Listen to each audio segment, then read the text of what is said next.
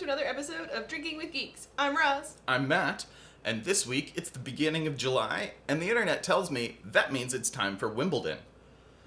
Unfortunately, I don't know anything about tennis. I think that love means nothing, which seems appropriate. That's true. That's dark. Yeah, way to start off the summers on a nice bright note. We play Wii tennis and Grand Theft Auto tennis, not so much real tennis. Yeah, I think this is a golf shirt, but it's the closest I had to a tennis shirt. I know that you wear white, and that's about what I got from Monty Python. I say, anyone for tennis? Oh, super! What fun! I say, Lionel, catch!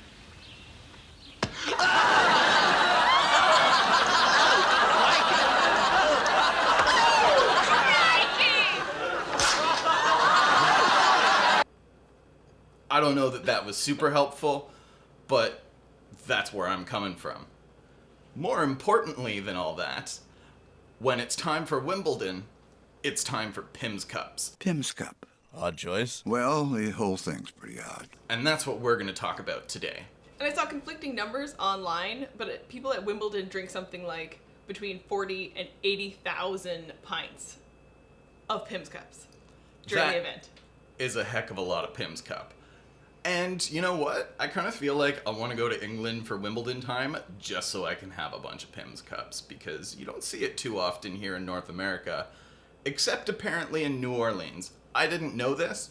We were in New Orleans recently and we didn't see it anywhere, but we were there not in the summer. And apparently, according to the internet, New Orleans is really big on their summer Pimm's Cup. It's actually become so popular that it's an iconic New Orleans summer drink, and you can see all sorts of stories online of people who grew up in New Orleans thinking that the Pimm's Cup was invented in New Orleans until they eventually meet a British person that's like, what are you smoking? Because it's very British and was actually originally created by James Pimm in 1823 in London. So this is a mix that has had some staying power. This has been around for a bit. It's very well established. And when you think of the spirit base for this drink, Pimm's number one, it's a gin, basically. So that's British AF. Yeah. The idea behind the Pimm's actually was James Pimm had this oyster bar, and he wanted to serve a cocktail that would also help, with digestion and settle people's stomachs. And so he created Pimm's number one, which was a mixture of gin and various spices and citrus fruit juices, and then kind of bottled it. By the 1850s, it was so popular in other bars that they started creating it commercially. And then the official drink of British summer sports, like tennis, cricket, polo. Interestingly, when you look at a bottle of Pimm's, you can see it says number one. And it's weird because when you go to the liquor store, chances are you are only going to see Pimm's number one. Historically, there's been a bunch of different Pimm's, numbers 1 through I think 6 or 7. Yeah. But they're actually not all gin-based. They were each based on a different spirit: brandy, rum, whiskey, etc.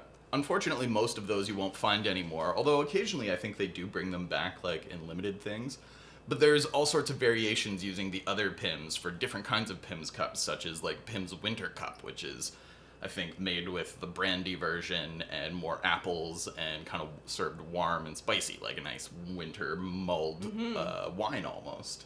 I've also seen recipes using Pimm's number one to make different kinds of desserts, like jellied strawberry desserts and all sorts of stuff. So look into it. Yeah. So we know that Pimm's is basically gin with citrus juice and spices, and when you taste it, you can kind of taste those citrus notes and all of those almost like baking spices in it. But let's find out what's actually in a Pimm's cup. Doesn't it come in a silver chalice? That would be a pimp cup, sir. Oh. When we make our Pimm's cups, we like to build it in the glass rather than use a shaker or a mixing glass or anything. We start with a nice big chunk of cucumber and a nice big chunk of lemon, and just muddle them in the bottom of the glass to squeeze the juices out and get some nice fresh flavors in there before you add the other ingredients. You might need to cut your lemon wheel in half just to fit in the glass. Now we want to use our muddler to just gently squeeze the juices out of the cucumber and lemon in the bottom of the glass without grinding roughly. And then just toss some ice in the glass. Now we're going to add 2 ounces of Pimm's No. 1 and 4 ounces of your chosen sparkling mixture. For us, we like to use Sprite, but people often also use 7-Up or ginger ale, or sometimes people even use just lemonade and like a bit of club soda if you want it less sweet. There's lots of options that you can do.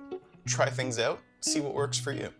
Once you've added everything to the glass, you can just give it a stir with straw, or you can use your knife or a bar spoon or really whatever you got. And now it's time for garnishes. I like to cut my cucumber really diagonal here so that there's a nice big piece of cucumber for the garnish.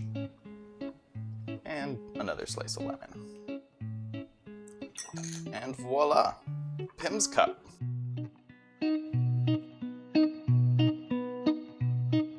Oh my gosh. I think my favorite thing is the enormous lemon wheel garnish that always looks kind of absurd on the glass. And that's just the way we make it. Maybe we could use just like a slice of lemon or something. But whatever. This is much more fun to look at. So This is what makes them feel like the super summer drink at our house, is having these ridiculously huge, festive, very colorful garnishes. And I think it really helps the smell come off the top of the drink as soon as you get close to it. Just blasts you with lemon and cucumber. yeah, it's very fresh, fresh and cool smelling.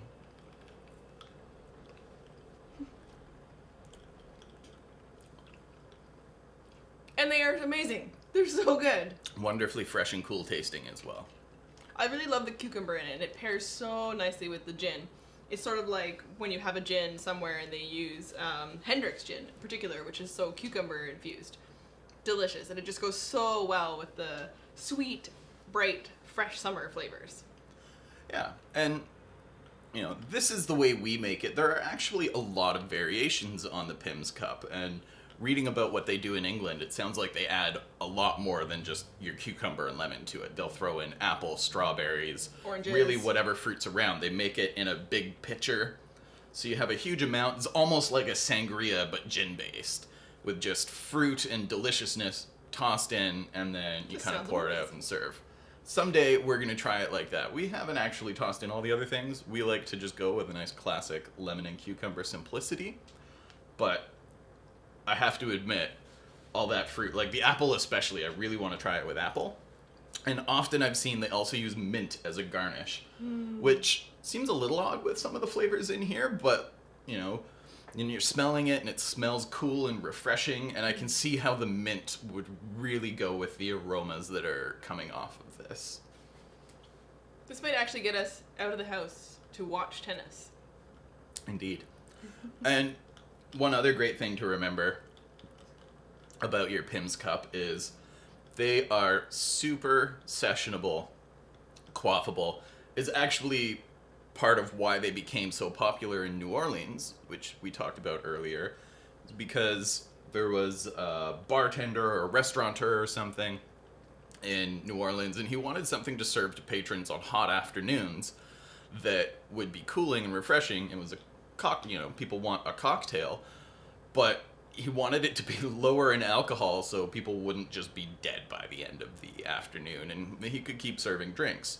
And so he went to the Pimm's cup, and it took off. There's only like 25% alcohol in your Pimm's No. 1, and then you're adding a bunch of Sprite and other stuff to it. So by the time you get to your actual drink, it's pretty light on alcohol, and, you know, you can just sit and drink these in the hot summer sun while watching tennis all day long without too much of a problem. So with that, we're going to take off, and we will see you next week with another great summer drink.